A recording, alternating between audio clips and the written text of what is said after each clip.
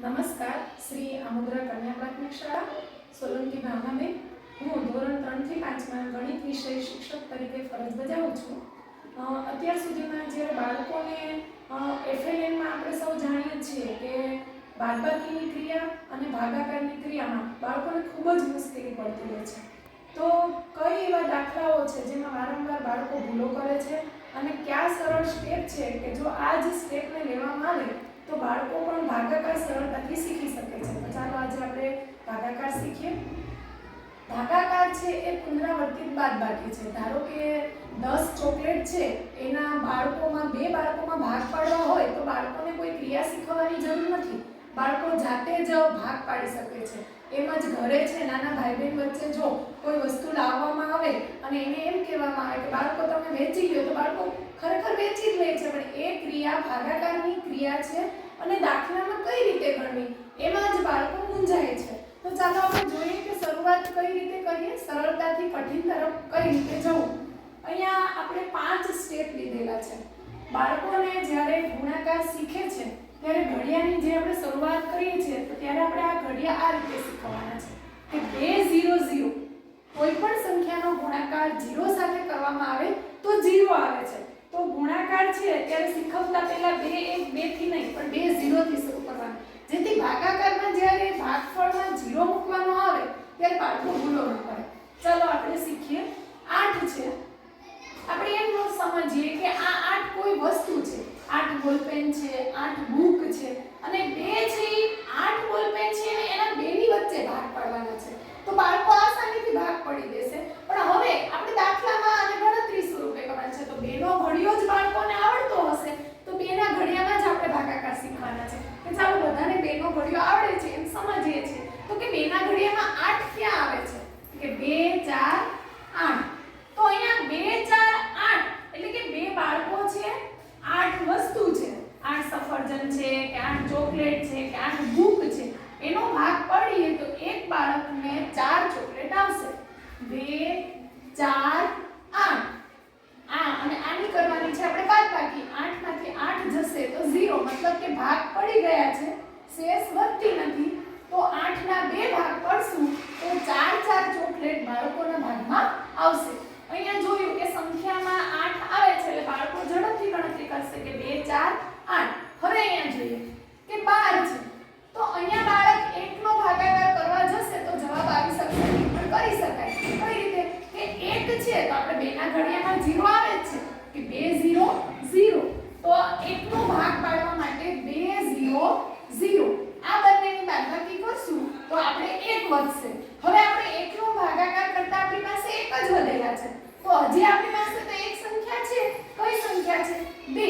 તો આ બંને મળીને સંખ્યા કઈ થઈ 12. તો બાળકોને પૂછવાનું કે ચાલો 2 ના ઘડિયામાં 12 આવે છે. તો અહીંયા 2 ના ઘડિયામાં 12 છે. 2 6 12. તો 6 ક્યાં આવશે ભાગફળમાં અને 12 ક્યાં આવશે નીચે. આ બંનેની શું કરવાની બાદબાકી.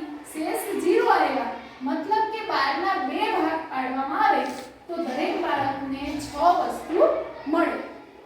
આ 0 સમજવા માટે લીધેલો છે.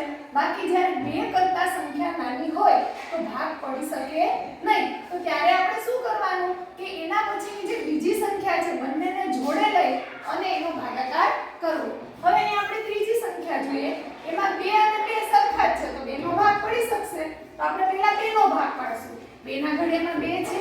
આ 2 1 2. 1 ક્યાં આવશે ઉપર, 2 ક્યાં આવશે નીચે. બંનેની શું કરવાની બાદબાકી. બાદબાકી એટલા માટે કરીએ છીએ કે આપણને ખ્યાલ આવે કે ભાગ પડતા જો 0 આવે તો બાળકોને સરખા ભાગ પડેલા છે. બાળકો 2 છે, વસ્તુ 2 છે, દરેક બાળકને એક વસ્તુ મળશે. હવે એક સંખ્યાનો આપણે ભાગાકાર કરી દીધો છે. હવે 4 બાકી છે તો 4 ને આપણે નીચે ઉતારશું. સરવાળો કરીએ, બાદબાકી કરીએ, એકમથી કરીએ છીએ. અહીંયા આપણે 2 10 ની નોટ છે એના ભાગ પાડી દીધા છે. હવે 4 એકમ છે એનો ભાગ પાડવાનો છે. તો 2 ના ઘડિયામાં 4 આવે છે. હા 2 2 4. 2 ક્યાં આવશે ઉપર, 4 ક્યાં આવે નીચે. બંનેની શું કરવાની બાદબાકી. જવાબ આવશે 0. તો 24 ના 2 ભાગ પાડતા એક બાળકને 12 વસ્તુ આવશે. હવે આવા દાખલા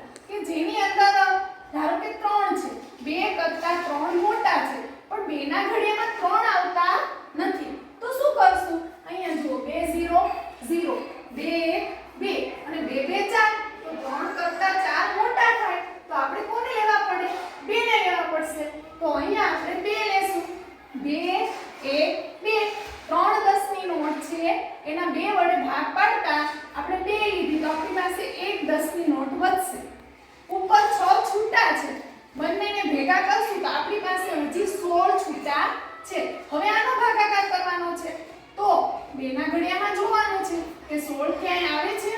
તો હા 2 8 16 તો 8 આવશે ઉપર 16 આવશે નીચે બંનેની શું કરવાની બાદબાકી કરતા 0 આવે છે મતલબ કે બે બાળકોને ભાગ પાડેલો છે તો એક બાળકને 18 વસ્તુ આવશે હવે એવી જ રીતે આ દાખલો જેમાં બાળકો વારંવાર ભૂલો કરે છે અહીંયા જુઓ 2 છે આનો તો આપણે ભાગ પાડતા આવડે જ છે 2 1 2 પણ ઉપરથી ઉતાર્યા શૂન્ય તો બાળકો શું કરે છે અહીંયા ભાગફળમાં શૂન્ય મૂકતા નથી અને મૂકે છે તો એને ખબર નથી કે શૂન્ય કેમ આવે છે આપણે એક સંખ્યા ઉતારેલી છે શૂન્ય તો શૂન્યનો પણ ભાગ પાડવો પડે ગુણાકારમાં આપણે જોયું જ છે કે 2 0 0 તો આપણે અહીંયા મૂકશું 2 0 0 બંનેની બાદબાકી કરતા શૂન્ય મળે પછી તમારે આ શૂન્ય મૂકવાની જરૂર નથી જ્યારે પણ શૂન્ય હોય અને જ્યારે નીચે ઉતારો ત્યારે સમજવાનું કે ભાગફળમાં આપણે 0